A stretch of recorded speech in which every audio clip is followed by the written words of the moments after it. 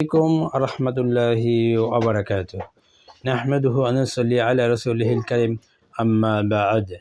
যাবতীয় প্রশংসা আল্লাহ সুবহানাহু ওয়া তাআলার জন্য, দুরূদ ও সালাত বর্ষিত হোক প্রিয় নবী মুহাম্মদুর রাসূলুল্লাহ সাল্লাল্লাহু আলাইহি ওয়াসাল্লামের উপরে, তার পরিবারবর্গের উপরে এবং সমস্ত কোরআন সুন্নাহ অনুসারীগণের উপরে। আল্লাহুম্মা সাল্লি আলাইহি আল্লাহুম্মা বারিক আলাইহি। সম্মানিত দর্শক শ্রোতা, আজকে আমি যে বিষয়টি আপনাদের সামনে উপস্থাপন করব সেটি হলো ইসলামের স্তম্ভ।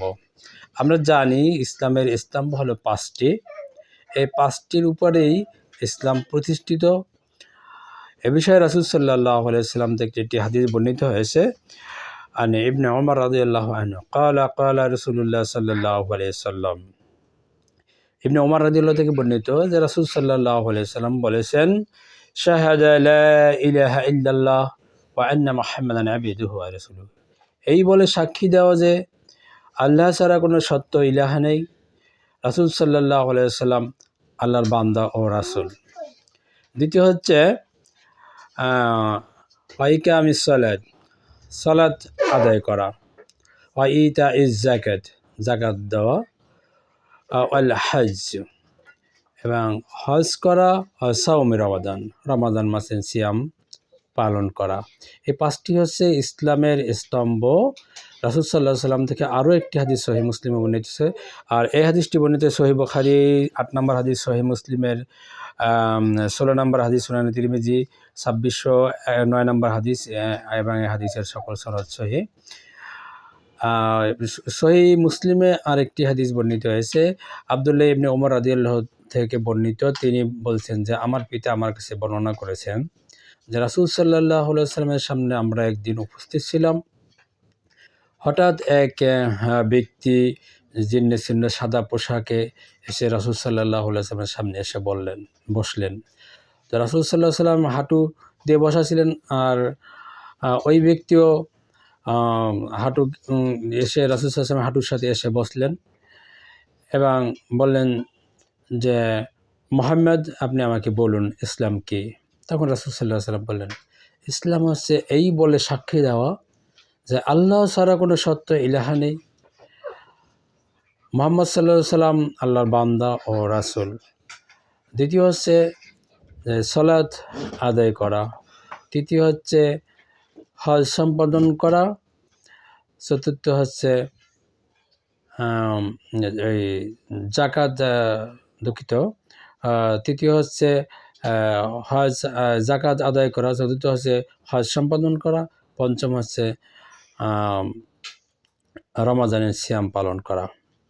তো এ বিষয়ে আমরা সংক্ষিপ্ত যে বিষয়টা আমরা আলোচনা করতে চাই, প্রথমে হচ্ছে লা ইলাহা ইল্লাল্লাহ ওয়া আন্না মুহাম্মাদান আবদুহু ওয়া রাসূলুহু, এই বলে সাক্ষ্য দেওয়া, ইসলামকে প্রতিষ্ঠিত করা। আল্লাহ ছাড়া সত্য ইলাহা নেই, এর মানে হলো একমাত্র আল্লাহ সুবহানাহু ওয়া তাআলা হচ্ছেন আমাদের ইবাদতকারী, তার জন্যই আমরা ইবাদত করি, তার কাছে আমরা সাহায্য প্রার্থনা করি। তিনি আমাদের ইবাদতের যোগ্য, তিনি ছাড়া অন্য কোনো ইবাদতের যোগ্য আর কেউ নেই। এবং সত্য ইলাহা বলতে এখানে কেন এই কথাটি বললাম, এটার বলার অর্থ হলো আজকে আমরা সাজদা করি, ইবাদত করি, সেটা আল্লাহর জন্য, কিন্তু এমনও কিছু মানুষ রয়েছে তারা আল্লাহকে বাদ দিয়ে তারা অন্য কিছুর ইবাদত করে, তাদেরকে ইলাহা বা রব ভেবেই করে।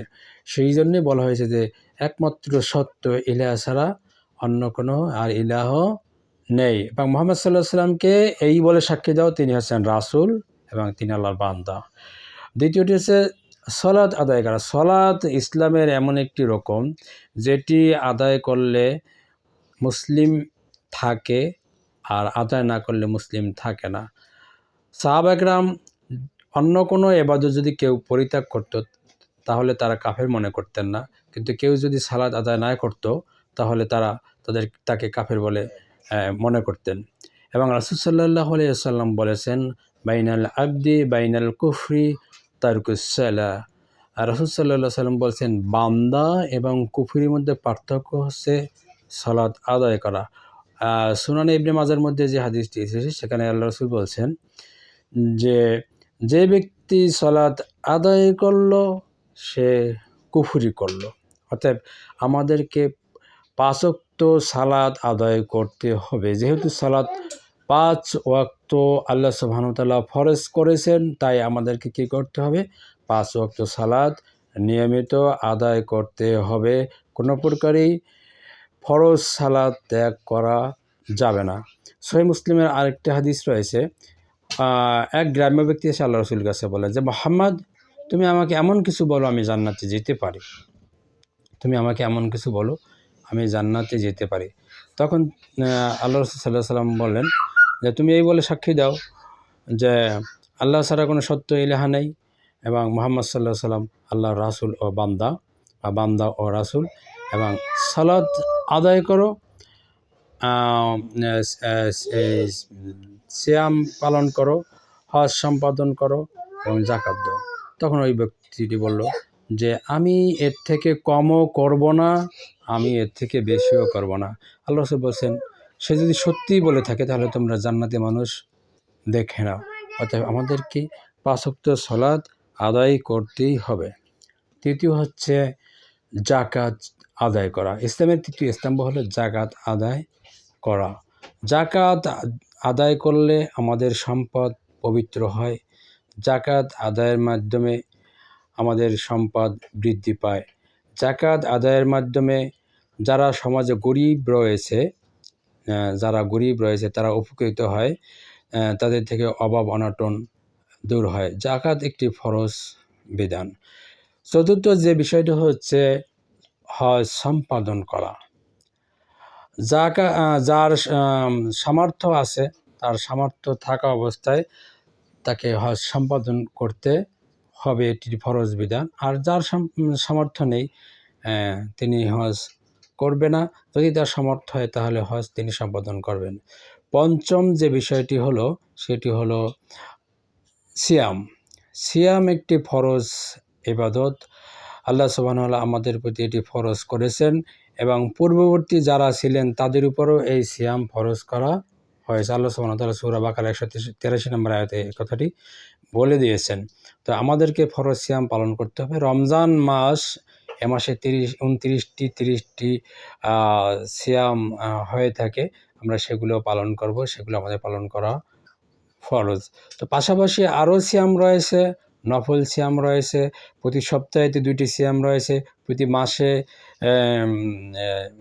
3টি সিয়াম রয়েছে, প্রতি সপ্তাহে সিয়াম রয়েছে সোমবার, বৃহস্পতিবার, আর প্রতি মাসে আরবি মাসের 13, 14, 15 তারিখ সিয়াম রয়েছে। এছাড়া আরও কেউ যদি নফল অতিরিক্ত রাখতে পারে তো তার জন্য সেটা ভালো। আল্লাহ সুবহানাহু ওয়া তাআলা আমাদেরকে এই বিষয়গুলো নিয়মিত রাখার মতো, মানার মতন, এগুলোকে প্রতিষ্ঠিত করার মতন তৌফিক দান করুন। আসসালামু আলাইকুম ওয়া রাহমাতুল্লাহি ওয়া বারাকাতুহু।